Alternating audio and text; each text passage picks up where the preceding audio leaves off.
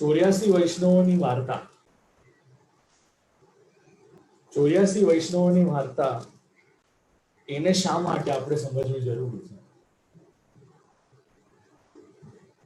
અહીંયા અનેકવિધ પ્રકારોના જીવ છે, અનેકવિધ પ્રકારોના જીવોના અધિકાર છે, અનેકવિધ જીવોના કરેલા અનેક પ્રકારના આપણને દોષ જાણવા પણ મળે છે, અને અનેક પ્રકારે જે મહાપ્રભુજીએ આ વૈષ્ણવોનું ગાઈડન્સ કર્યું છે, આ વૈષ્ણવોને માર્ગની સ્થિતિ જણાવી છે, આ વૈષ્ણવોને માર્ગની પ્રણાલી જણાવી છે, આ વૈષ્ણવોને માર્ગની પરિપાટી જણાવી છે, એ અનેકવિધ કોન્વર્ઝેશનના આધારભૂતે આપણને અહીંયા 84 વૈષ્ણવોમાંથી જાણવા મળે છે. હવે શ્રી કૃષ્ણદાસ મેઘનની વાર્તા. તો શ્રી કૃષ્ણદાસ મેઘનનું જે સ્વરૂપ છે આપણે એને જાણીએ. મૂળતઃ કૃષ્ણદાસજી વિશાખાજીનું પ્રાગટ્ય છે. હવે વિશાખાજી કોણ? તો શ્રી સ્વામિનીજીના છાયા સ્વરૂપ છે એવા. આપ લોકોને ખ્યાલ છે કે નહીં મને આઈડિયા ઓછો છે, પરંતુ નિજધામમાં શ્રી ઠાકોરજીની ઘણી બધી સખીઓ છે, અને એ બધી સખીઓના અંતર્ગત એ સખીઓના અલગ અલગ ગ્રુપ્સ છે જેને જૂથ અથવા તો યુથ કહેવામાં આવે છે. તો એ ગ્રુપ્સના અંડર પણ ઘણી બધી બીજી બધી સખીઓ છે. શ્રી ઠાકોરજી ના સંદર્ભમાં જે આપણે 4 મુખ્ય સખીઓ ગણીએ છીએ, મુખ્ય સ્વામિનીજી ગણીએ છીએ, એમના અંડરમાં પણ ઘણી બધી સખીઓ હોય છે, અને એ આપણને આ વાર્તા પ્રસંગમાંથી ઘણી બધી વાર જાણવા મળશે. હવે અહીંયા શ્રી કૃષ્ણદાસ મેઘન વિશાખાજીનું સ્વરૂપ છે એવી રીતે આપણને જાણવા મળે છે. શ્રી સ્વામિનીજીના છાયા સ્વરૂપ છે. માણસની છાયા કેવી હોય? જ્યાં જ્યાં મનુષ્ય જાય ત્યાં ત્યાં એની છાયા જાય.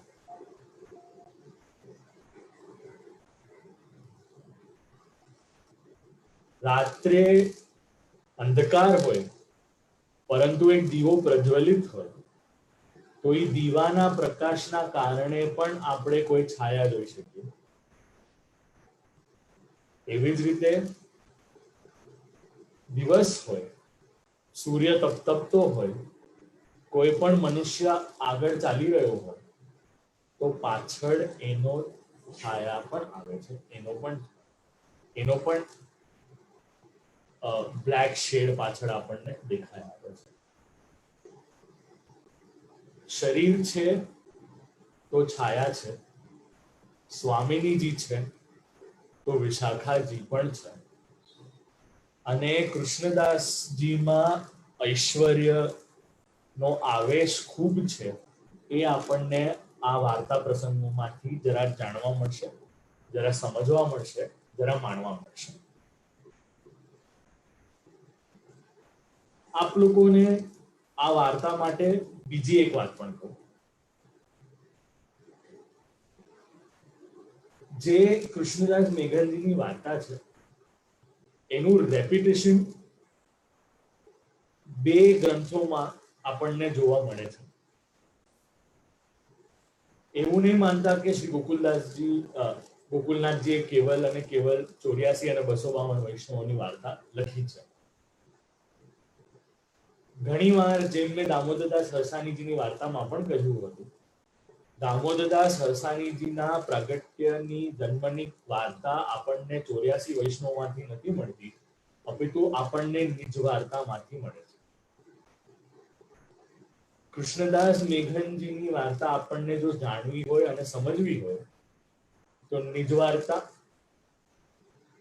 અને બેઠક ચરિત્ર, આ 2 ચરિત્રને આપણે સારી રીતે સમજવા પડે અને એનું રેફરન્સ લઈને આપણે આગળ વધી શકીએ છીએ. બદ્રિકાશ્રમ નો પ્રસંગ આવે છે. બદ્રિકાશ્રમમાં જે મહાપ્રભુજીની બેઠક છે, બદ્રીનાથજી પાસે અને વ્યાસાશ્રમની બેઠક ચરિત્રમાં 2 વાર્તા આવે છે. અને નિજ વાર્તામાં એક વાર્તા આવે છે જે શ્રી કૃષ્ણદાસ મેઘનના સાથે છે. અને એનું જ અનુસંધાન આપણને અહીંયા, એનો જ રેફરન્સ, એનો જ એક્ઝામ્પલ આપણને અહીંયા 84 વૈષ્ણવોની વાર્તામાં પણ જાણવા મળે છે. જે વૈષ્ણવો થોડી રીડિંગ હેબિટ રાખે છે, વાંચવાની હેબિટ રાખે છે, ગ્રંથો, નવા ગ્રંથો એક્સપેરિમેન્ટ કરવાની હેબિટ રાખે છે, એ લોકો માટે આ એક ખૂબ ઇમ્પોર્ટન્ટ વાત કહું છું. પોસિબલ હોય તો આપ લોકો નોટ ડાઉન કરજો. કેવલ 84 અને 252 વૈષ્ણવો વાંચશો એટલું ઇનફ નથી. 84 અને 252 વૈષ્ણવોના સાથે સાથે જો આપ નિજ વાર્તા, ઘર વાર્તા અને બેઠક ચરિત્ર, આ પાંચેયનું રેફરન્સ જો એક સાથે લેશો તો 84 વૈષ્ણવોનો ઓવરવ્યુ આપણને બહુ સારી રીતે જાણવા મળશે. અને સાઈડ બાય સાઈડ જો આપણે મહાપ્રભુજીના સિદ્ધાંતો ષોડશ ગ્રંથમાં છે, શિક્ષા શ્લોકીમાં છે, સાધન પ્રકરણમાં છે, શ્રી ગોપીનાથજીના સાધન દીપિકા છે, અને શ્રી ગુસાઈજી કૃત અમુક ગ્રંથો છે, એ બધાનું અમાલગમેશન જો આપણે લઈએ તો આ 84 વૈષ્ણવોને થોડું વધારે સારી રીતે સમજી શકાય છે.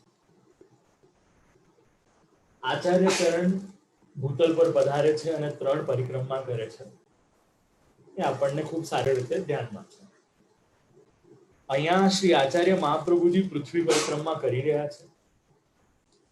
3 વાર, ત્રણેય વાર શ્રી કૃષ્ણદાસ મેઘન શ્રી મહાપ્રભુજીની સાથે રહ્યા છે.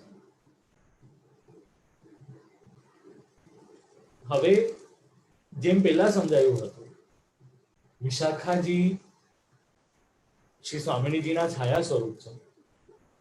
એના થકી આપણે અહીંયા સમજી શકીએ છીએ કે શ્રી કૃષ્ણદાસ મેઘન 3 વાર સાથે રહ્યા હશે. પહેલી પરિક્રમામાં બદ્રીનારાયણના પરલી અને કિરણી નામના પર્વત હતા. ત્યાં એક બહુ મોટી શિલા પડી હતી. તે કૃષ્ણદાસ મેઘને હાથેથી રોકી હતી, સંભાવી હતી, અને એના કારણે શ્રી આચાર્ય ચરણ ખૂબ પ્રસન્ન થયા હતા. શ્રી આચાર્ય ચરણ ખૂબ પ્રસન્ન થયા અને અલૌકિક ફળ આપવા માટે શ્રી આચાર્ય ચરણે શ્રી કૃષ્ણદાસ મેઘનની પરીક્ષા લીધી. આ પરીક્ષા ઘણાને શું લાગે, ભક્તિ માર્ગમાં આવ્યા એટલે સ્વર્ગ વૈકુંઠનો આપણો સ્લોટ બુક થઈ ગયો છે. પરંતુ શિષ્યની પરીક્ષા ગુરુ હંમેશા લે, અને ભગવાન પણ પોતાના ભક્તની પરીક્ષા લે. એનું કારણ એ, જેવી રીતે સાધારણ પરીક્ષામાં એક શિષ્યની અથવા તો એક સ્ટુડન્ટની કેપેબિલિટીઝને ચેક કરવામાં આવે છે, અહીંયા પણ એવી જ રીતે એક આચાર્ય, એક ગુરુ અને શ્રી ઠાકોરજી પોતાના શિષ્યો અને ભક્તોની પરીક્ષા લે છે, તાકી એની કેપેસિટી, એની કેપેબિલિટીઝ જેટલી હોય એ હિસાબે એમના પર કૃપા વરસાવે. એનું અનુસંધાન આપણે, એનો રેફરન્સ આપણે દામોદરદાસ હરસાણીજીની વાર્તામાં પણ લીધેલો છે. અને કેવી રીતે લીધેલો છે? જ્યારે શ્રી ગુસાઈજી શ્રી દામોદરદાસ હરસાણીજી કહે છે કે આપના પર આચાર્ય ચરણની કૃપા થઈ છે. જો થઈ જ ન હોત તો શ્રી દામોદરદાસ હરસાણીજી શ્રી ગુસાઈજીને વિનંતી કરી જ ન શક્યા હોત. અહીંયા શ્રી કૃષ્ણદાસ મેઘને જે શિલાઓ પકડી છે એના કારણે શ્રી આચાર્ય ચરણે કંઈક માંગવાની આજ્ઞા આપી છે. ત્યારે શ્રી કૃષ્ણદાસે 3 વસ્તુ માંગી. કઈ 3 વસ્તુ માંગી? એક, માર્ગનો સિદ્ધાંત હૃદયારૂઢ થાય. બીજો, મુખરતા દોષ જાય. અને ત્રીજો, મારા ગુરુને ઘેર પધારો અને એમનો અંગીકાર કરો. જેના ગુરુ શ્રી આચાર્ય ચરણ હોય એને કયા બીજા ગુરુ પાસે જવાની આવશ્યકતા હોય? ભાવ પ્રકાશમાં અહીંયા આપણને વસ્તુ જાણવા મળે છે. આજે પહેલાનો ગુરુભાવ હતો જે હૃદયમાં રહ્યો હતો એ બહાર પ્રગટ્યો છે. એક બહુ સારી વસ્તુ અહીંયા જાણવા મળે છે આપણને. જીવને માંગતા આવડતું નથી. જીવને માંગતા આવડતું નથી. જરા આનો આપણે એક દ્રષ્ટિકોણ વિચાર કરી આપીએ. આનો એક રેફરન્સ આપણે લઈએ, આનો એક થોટ પ્રોસેસ લઈએ, આનો એક પર્સપેક્ટિવ લઈએ. મર્યાદા માર્ગ હોય, શિવજી, રામચંદ્રજી, દેવીજી, ગણેશજી ઇત્યાદિ બધા દેવતાઓ ની આરાધના થતી હોય, સ્તુતિ થતી હોય, પૂજા થતી હોય, અર્ચન થતું હોય, મનકામના ઇત્યાદિ માટે અમુક પ્રકારના કર્મો થતા હોય. તો અહીંયા અપેક્ષા છે કોઈક વસ્તુ માંગવાની, હાસિલ કરવાની, મળવાની અપેક્ષા છે અને એના કારણે એક ઓબ્જેક્ટિવ લઈને એ કાર્ય કરવામાં આવે છે. સકામ છે.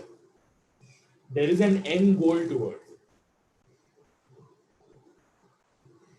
જબકી પુષ્ટિમાં થોડો કોન્સેપ્ટ રિવર્સ છે. એક બાજુ આપણે ભલે એમ કહીએ કે શ્રી ઠાકોરજી સર્વ સામર્થ્ય છે, એમને કોઈ વસ્તુની જરૂરત નથી. જ્ઞાન હોય તો એ વસ્તુ સમજી શકાય, પરંતુ આ જ્ઞાન વધતા જો ભક્તિ હોય તો આપણને એમ વિચાર આવે, ભલે શ્રી ઠાકોરજી પાસે ઘણું બધું હશે, પણ એઝ અ ભક્ત, as a Vaishnav, as a સેવક, મારી રિસ્પોન્સિબિલિટી છે શ્રી ઠાકોરજી માટે બેસ્ટ વસ્તુઓનો વિનિયોગ, સામગ્રીઓનો વિનિયોગ શ્રી ઠાકોરજીની સેવા થાય એના માટે. અહીંયા ભક્ત કાંઈ માંગતો નથી શ્રી ઠાકોરજી પાસેથી, અપિતુ શ્રી ઠાકોરજીને કહે છે કે આપને કઈ તકલીફ હોય તો એનું નિવારણ હું કરું. બસ આ એક ભેદ છે પુષ્ટિ અને મર્યાદા. This is the difference between grace and a normal routine process of expectation and returns. માંગવામાં ધ્રુવજીએ પણ ભૂલ કરી છે, માંગવામાં પ્રહલાદજીએ પણ ભૂલ કરી. એના રેફરન્સીસ આપ લોકોને ભાગવતમાંથી મળી રહેશે.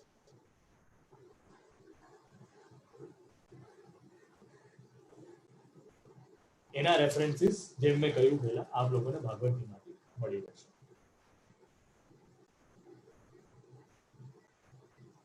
હવે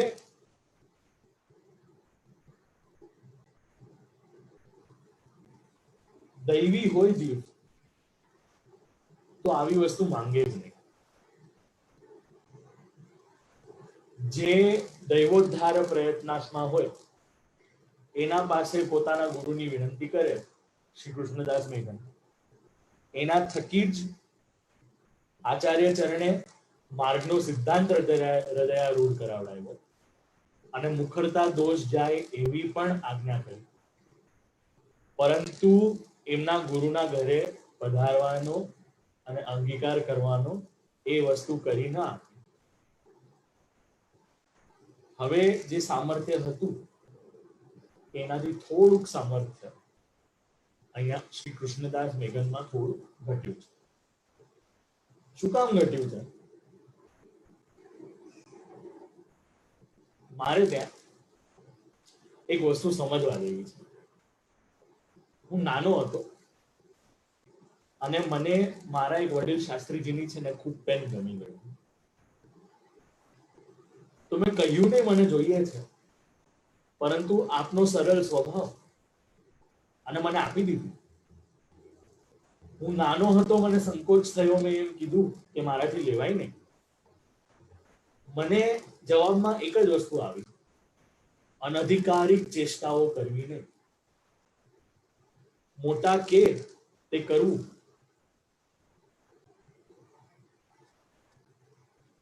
અહીંયા એકવાર શ્રી આચાર્ય ચરણ ના પાડે છે, આગળ જતા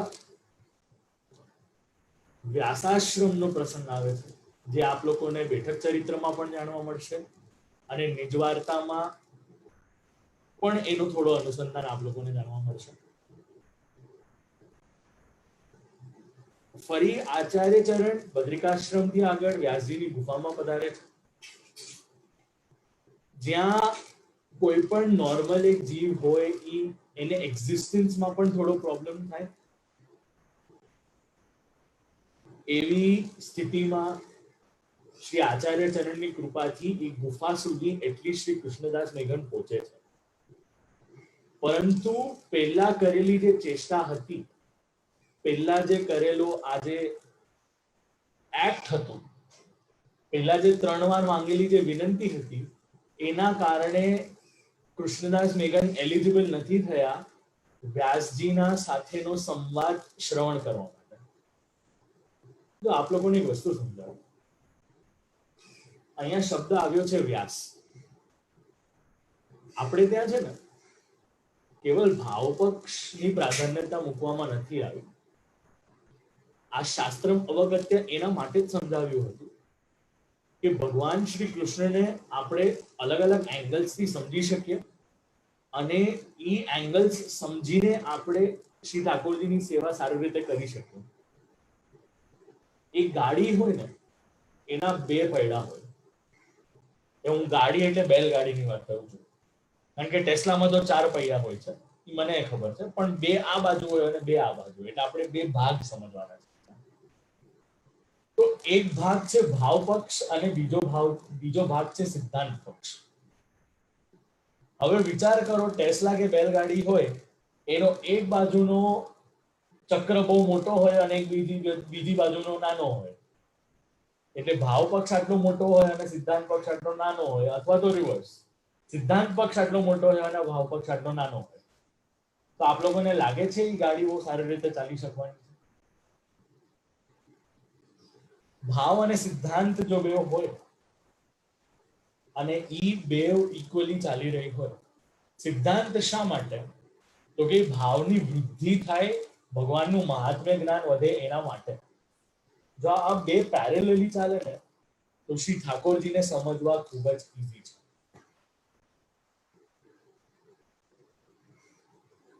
આ શાસ્ત્રની વાત આવી, એનું કારણ આપ લોકોને આગળ સમજાવું. આપણે ત્યાં એક ગ્રંથ છે જેમાં આચાર્ય પરંપરા કહેવામાં આવી છે. હવે આપ લોકો માની ન શકો એવી એક વાત અહીંયા કહીશ.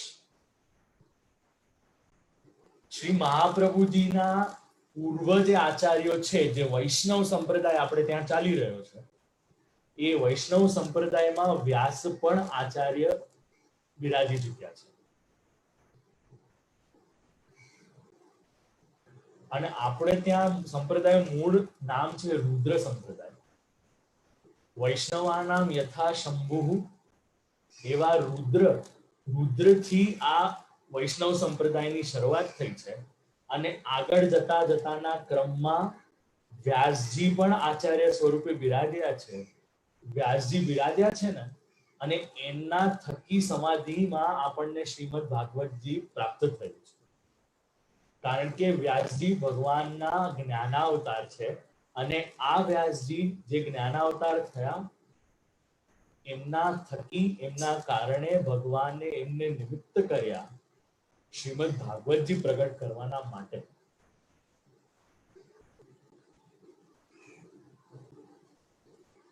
એટલે આ બે આચાર્યનો સંવાદ થવાનો છે. ઘણી વાર આપણને એવું લાગે કે વ્યાસજી કોઈક આમ નોર્મલ વ્યક્તિ છે ઇત્યાદિ એવું છે. એવું જરાય નથી. શ્રી મહાપ્રભુજી અને વ્યાસજીની ખૂબ સુંદર ટ્યુનિંગ છે. અને ટ્યુનિંગ કેવી રીતે છે એ આપણને આગળ સમજવા પડશે. અહીંયા કૃષ્ણદાસ મેઘનજીનો અધિકાર ન હતો, એના કારણે ગુફામાં આવ્યા ન દીધું. આચાર્ય ચરણ અને વ્યાસજી સામે પધાર્યા છે. આચાર્ય ચરણને પોતાના ધામમાં લઈ ગયા છે. વેદવ્યાસજીએ કહ્યું, આજ્ઞા આપી કે આપે જે ભાગવતજીની ટીકા કરી છે એનું શ્રવણ કરાવો. યુગલ ગીતનો જે એક શ્લોક છે, વામ બાહુ કૃત વામ કપોલો, એના પર શ્રી આચાર્ય ચરણે વ્યાખ્યાન કર્યું. આપણી ભાષામાં કહીએ તો વચનામૃત આપ્યા. 3 દિવસ લાગ્યા એ વ્યાખ્યાનને વિરામ કરવામાં. હું એમ નથી કહ્યો કે પૂરું થયું, હું એમ કહું છું વિરામ લીધો. કારણ કે આચાર્ય ચરણ ધારે તો ભગવદ અવતાર છે. આપશ્રી ધારક તો એ વ્યાખ્યાન આગળ ચલાવી શકે, હજી વચનામૃત કરી શકે, હજી ગૂઢાર્થ પ્રકટ કરી શકે. સર્વોત્તમ સ્તોત્રમાં આપ લોકો એક નામ શ્રવણ કર્યું જ હશે, શ્રી ભાગવત ગૂઢાર્થ પ્રકાશન પરાયણ.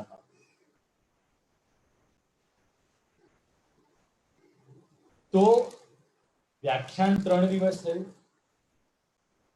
હવે અહીંયા વાર્તા પ્રસંગમાં થોડીક મિસઇન્ટરપ્રિટેશન આવે છે. હું આપ લોકોને એડવાન્સમાં કહી દઉં છું.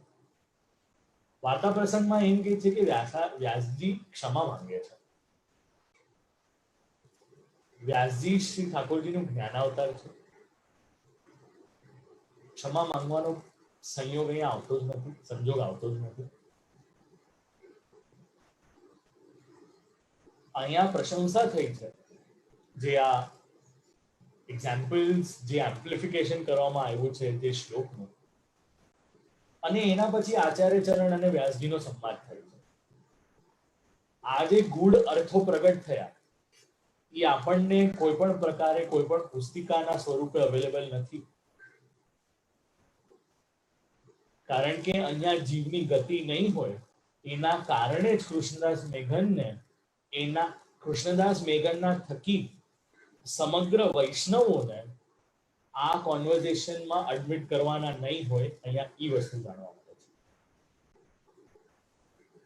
વ્યાસજીએ પૂછ્યું કે આપે જે વેદાંતના જે સૂત્રો કર્યા છે, તો આપ લોકોને એક વસ્તુ ધ્યાન દેવડાવું.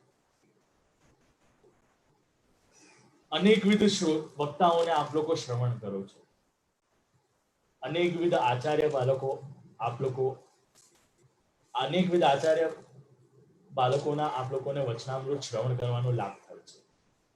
અનેક વિદ્વાનોને આપ લોકો યુટ્યુબ પર શ્રવણ કરતા હશો. તો વ્યાસજીનું જરા સ્વરૂપ છે ને એ આપણને અહીંયા સમજવાનો ટ્રાય કરીએ. એક વેદ હોય, એક વેદ ને ભણવા માટે 12 વર્ષ લાગે.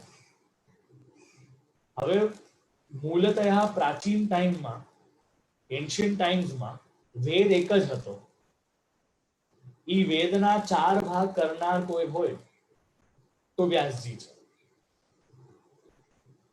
4 વેદને એક વેદ ગણો તો ઈ વેદને ભણવા માટે 48 યર્સ લાગે.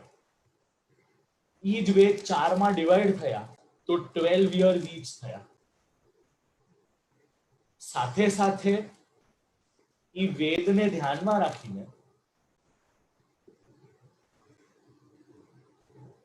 વેદાંતને ધ્યાનમાં રાખીને વ્યાસજીએ એક ગ્રંથ લખ્યો. એ ગ્રંથનું નામ છે બ્રહ્મસૂત્ર, જેને વ્યાસ સૂત્ર તરીકે પણ આપણે જાણીએ છીએ. થોડું ટેકનિકલ છે, પરંતુ હવે ટેકનિકલ નહીં સાંભળો તો ક્યારે સાંભળશો? ભાવ પક્ષ આપ લોકોએ તો ઘણી વાર શ્રવણ કર્યો, પણ આ વ્યાસજીનું સ્વરૂપ નહીં સમજ્યું તો વ્યાસજીને જે સમાધિમાં ભાગવતજીના દર્શન થયા એ ક્યાંથી સમજશું આપણે? અને ઈ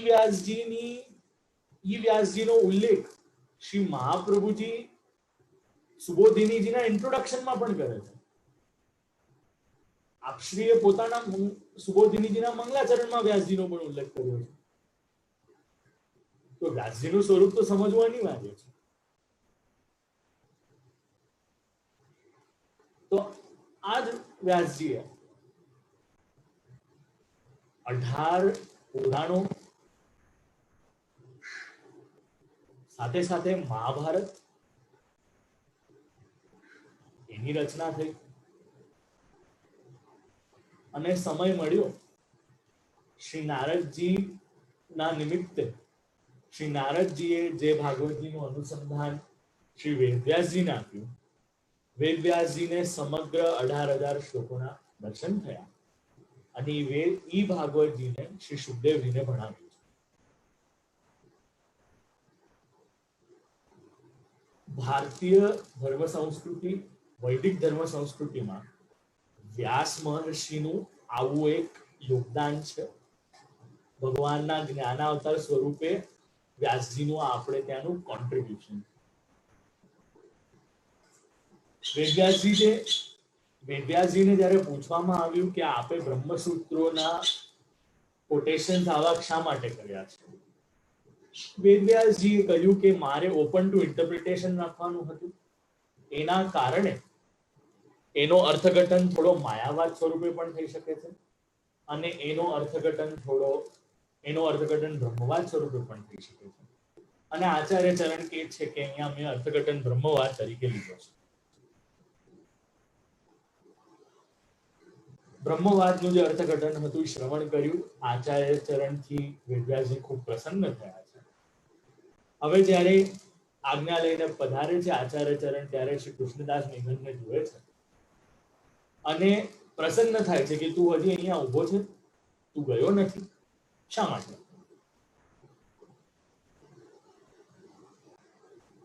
કૃષ્ણદાસ મેઘન ભારત તો એમ કહી શકત આપની રાહ જોઈ રહ્યો હતો, પરંતુ દીનતા છે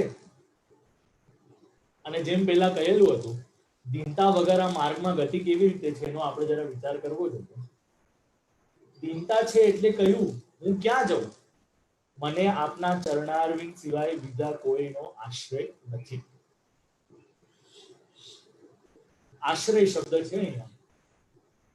લાસ્ટ ટાઈમ આપ લોકોએ સર્વ માર્ગેષુ નષ્ટેષુ કલૌચ કલધર્મિણી પાષંડ પ્રચુરે લોકે કૃષ્ણ એવ ગતિર મમ.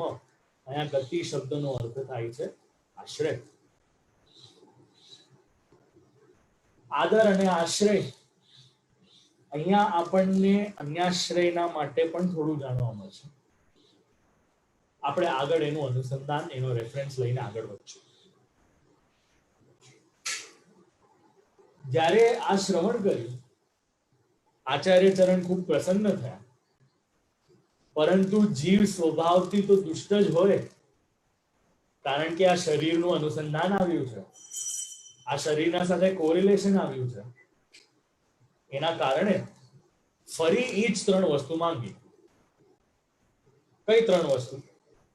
માર્ગનો સિદ્ધાંત હૃદયારૂઢ થાય, મુખરતા દોષ જાય, મારા ગુરુના ઘેરા પધારીને એમનો અંગીકાર કરો. પેલી 2 વસ્તુ આપી, ત્રીજી ન આપી.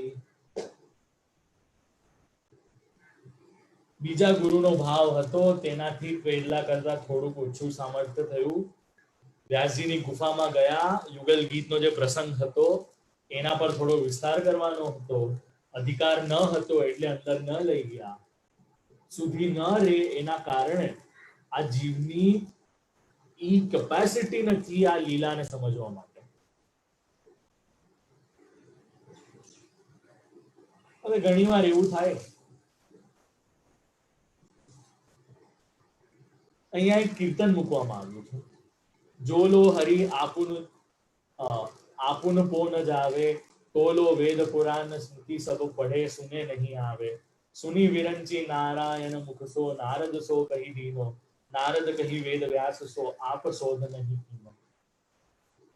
અહીંયા હરજીવનજી એવું લખે છે કે શ્રી ભાગવત અમૃત દધી મથી કે શ્રી વલ્લભ સર્વોત્તમ કરી આવરણ દૂરી નિજ જન કે હાથ દિયે પુરુષોત્તમ સેવા અરુ શૃંગાર વિવિધ રસ શ્રી વલ્લભ પ્રગટાયો કરી કૃપા નિજ દૈવી જીવન પર હરિ જીવન સ્વાદ ચખાયો। એવું કે છે કે જેને જેને શ્રી ભાગવતજીનું શ્રવણ કર્યું એમને ત્યારે ને ત્યારે તરત ને તરત જ શ્રી ઠાકોરજીની સેવાની સુધી આવી નથી,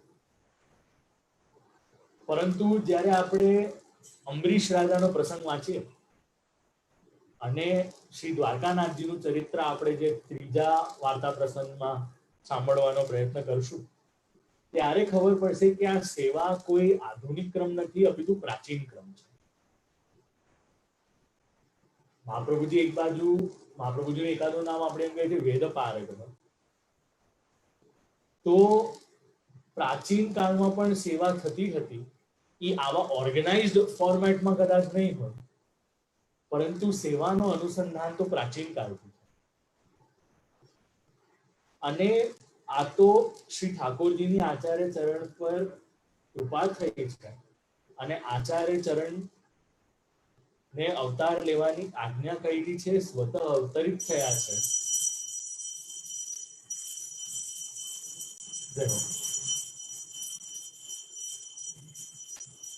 અવતરિત થયા છે એનું કારણ શ્રી ભાગવતજીનો ગૂઢ અર્થ પ્રગટ કરવા માટે હતો અને જે દૈવી જીવો હતા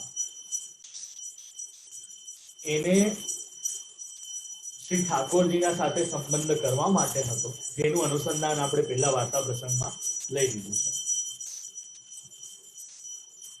હવે ત્રીજો વાર્તા પ્રસંગ આવે છે। આચાર્ય ચરણ ગંગા સાગર પધારે। કદાચ આપ લોકોએ અંતઃકરણ પ્રબોધ ગ્રંથ વાંચ્યો હોય અને બેઠક ચરિત્ર વાંચ્યું હોય। ગંગા સાગરમાં અને નિજવાર્તામાં પણ આવે છે। ગંગા સાગર એક સ્થાન છે જ્યાં શ્રી ઠાકોરજીની આજ્ઞા થઈ છે ભૂતલ પરથી પાછા પધારવા માટે।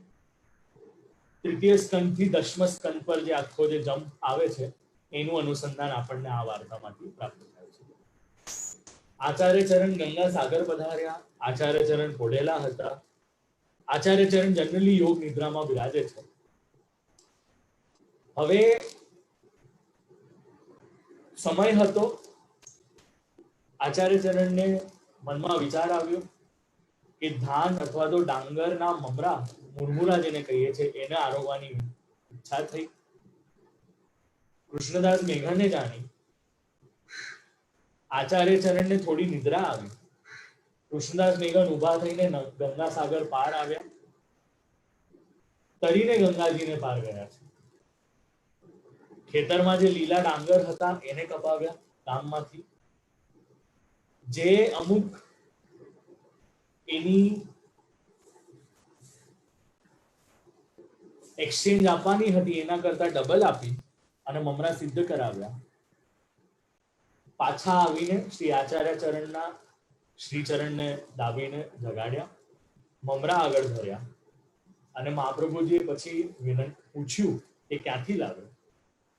જેમને ત્રિકાલ જ્ઞાન હોય એમને પૂછવાની આવશ્યકતા હોતી નથી, છતાંય પૂછ્યું કે ક્યાંથી લાવ્યો।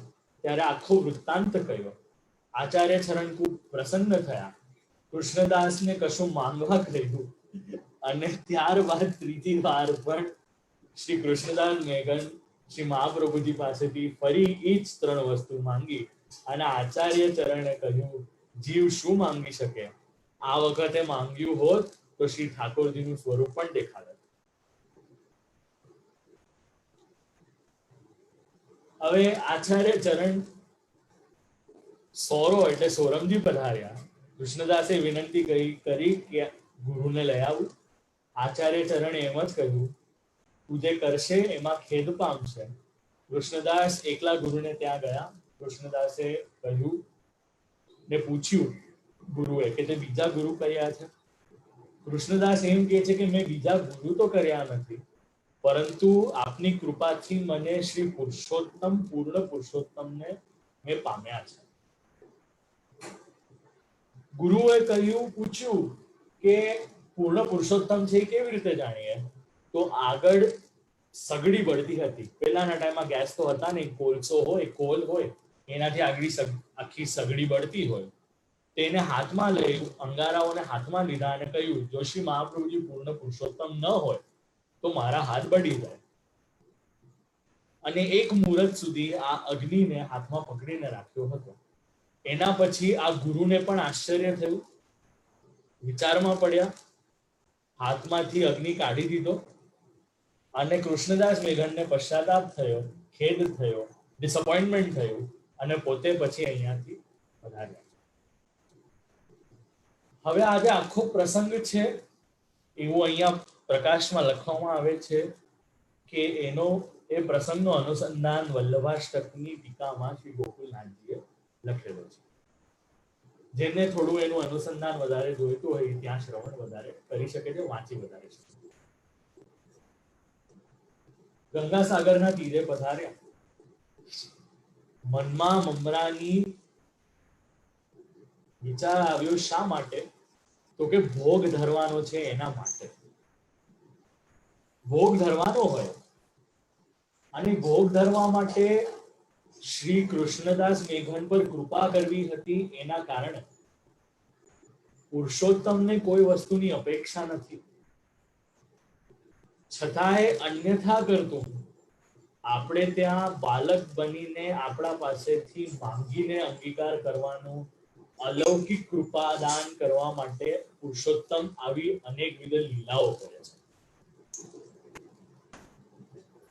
જેમાં ઐશ્વર્ય, વીર્ય, યશ, શ્રી, જ્ઞાન અને વૈરાગ્ય પરિપૂર્ણ રીતે હોય, અગણિત હોય, જે પોતે ભર્ગ હોય એવા ભગવાન હોય, તો એમને કઈ વસ્તુની જરૂરત નથી. આ તો કેવલ અને કેવલ ભક્ત પર કૃપા કરવા માટે છે ને ભગવાન આવા એક આપણને મોમેન્ટ્સ આપે છે, સિચ્યુએશન્સ આપે છે, આપણી ટેસ્ટ ઘણીવાર લેતા હોય છે. એવી જ પરીક્ષા અહીંયા કૃષ્ણદાસ મેઘનની પણ લેવામાં. હવે ગંગા સાગરને તરીને જવું એ કોઈ સાધારણ કામ નથી. આચાર્ય ચરણની કૃપા હોય અને કૃષ્ણદાસ મેઘનનું જે ઐશ્વર્ય કાર્ય છે એ અહીંયા આપણને જોવા મળે છે.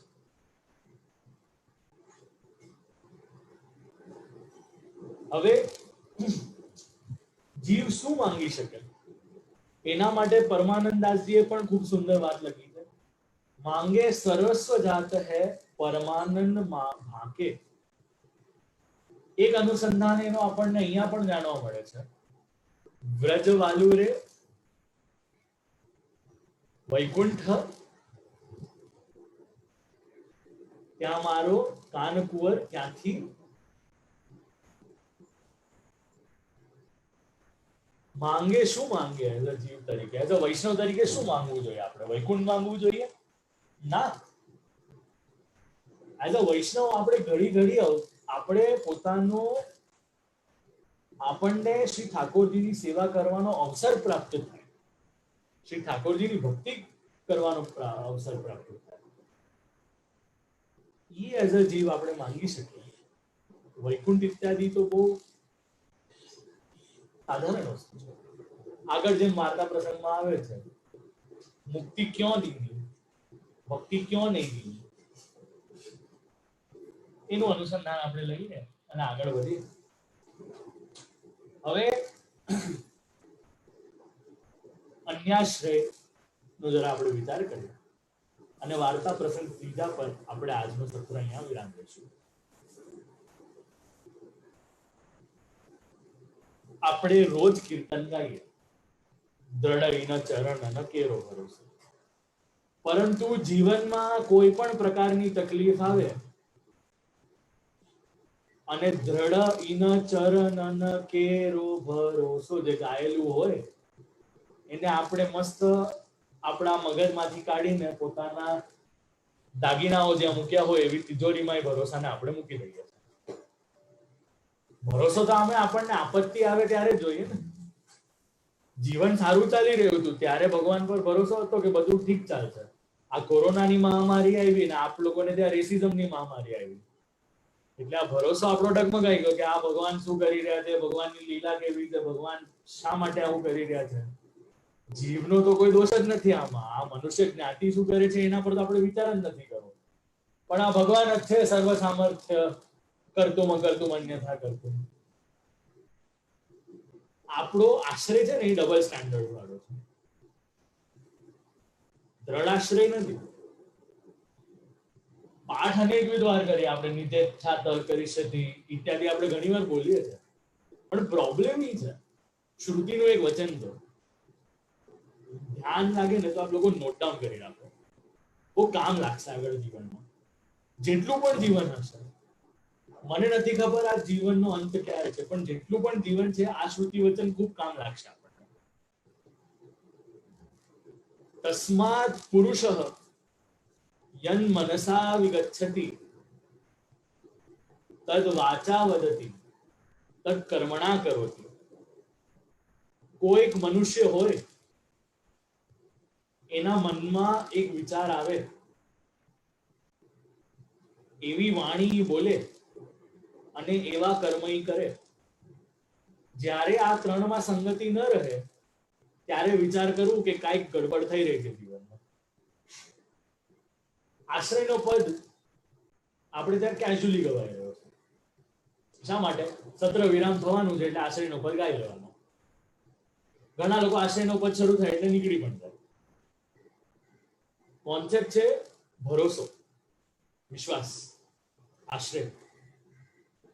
મહાપ્રભુજીએ પણ આજ્ઞા કરી છે અવિશ્વાસો નહીં કર્તવ્ય. અને એના માટે ઉદાહરણો પણ દીધા છે, ચાતક પક્ષીનો અને બ્રહ્માસ્ત્રનો. અહીંયા શ્રી મહાપ્રભુજી ની કૃપા નથી. આચાર્ય વિના બીજામાં ઈશ્વર બુદ્ધિ રાખી, ગુરુ બુદ્ધિ રાખી, એના કારણે આ માર્ગનું ફળ આપણને ક્યારે સિદ્ધ ન થઈ શકે. આ ભાવ અહીંયા આપણને જાણવા મળે છે. જ્યારે ઈ ગુરુનો સંગ દૂર થયો, ગુરુનો આશ્રય દૂર થયો અને શ્રી મહાપ્રભુજીના પાસે આવ્યા, ત્યારે જઈને આ માર્ગનો સિદ્ધાંત હૃદયારૂઢ થયો છે અને મુખરતા દોષ ગયો છે અને અન્યાશ્રય બાધક હોય છે એ આપણને અહીંયા જાણવા મળે. વૈદિક ક્રમમાં પંચદેવની ઉપાસના આપણને જાણવા મળે છે. 5 દેવોની ઉપાસના આપણે ત્યાં કરવામાં આવે છે. વિષ્ણુ, શિવ અથવા તો રુદ્ર, સૂર્ય, ગણેશ અને શક્તિ. આમાં જે સંપ્રદાયના હોય એ સંપ્રદાયના દેવતા મધ્યમાં બિરાજે અને બાકીનું પરિકર આગળ પાછળ આજુબાજુમાં બિરાજે. વૈષ્ણવ ક્રમમાં પણ વિષ્ણુ મધ્યમાં અને અન્ય દેવી દેવતાઓ બાજુમાં. આ બહુદેવ ઉપાસનાનો પ્રકાર, બહુદેવ ઉપાસનાનો પ્રકાર. પરંતુ આપણે વૈષ્ણવ થયા એટલે ઉપાસના કોની? તો કે એકની. કોની? તસ્ય દેવસ્ય સેવા, ભગવાન શ્રી કૃષ્ણની. એટલે ભગવાન શ્રી કૃષ્ણ મધ્યમાં અને અન્ય દેવી દેવતાઓનો આદર. એટલે દિવસ આવે એટલે દિવસના પ્રમાણે પોતાના દેવી દેવતાઓના ચોઇસીસ ચેન્જ ન થાય કે મંગળવારે સિદ્ધિવિનાયક મંદિરમાં જવાનું મન થાય અને સૂર્યદેવને રવિવારે આપણે નમન કરવા બેસીએ અને અમુક દિવસ કોઈ બીજા દેવતાના હોય એટલે એમની માનતા રાખવાનું શરૂ કરીએ. આ કોકટેલ છે એ અન્યાશ્રય છે અને આ અન્યાશ્રય સર્વથા બાધક છે, બાધક છે, બાધક છે, બાધક છે.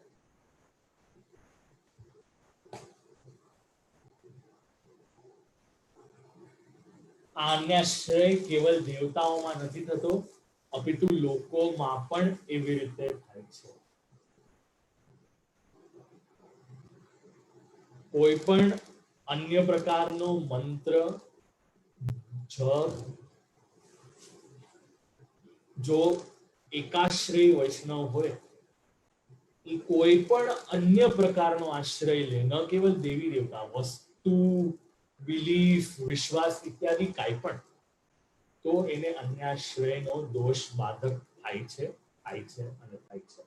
અને એ અહીંયા આપણને શ્રી કૃષ્ણદાસ મેઘનજીની વાર્તામાં આપણને ખૂબ સારી રીતે એનું અનુસંધાન જાણવા મળે છે.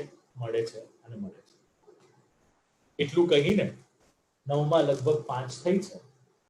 આપ લોકોને જે પ્રશ્ન હોય એ આપ લોકો મને પૂછી શકો છો, અને હું આ મારી વાણીને, મારા વક્તવ્યને શ્રી ઠાકોરજીના અને શ્રી આચાર્ય ચરણના શ્રી ચરણમાં વિરામ આપું છું. અસ્તુ.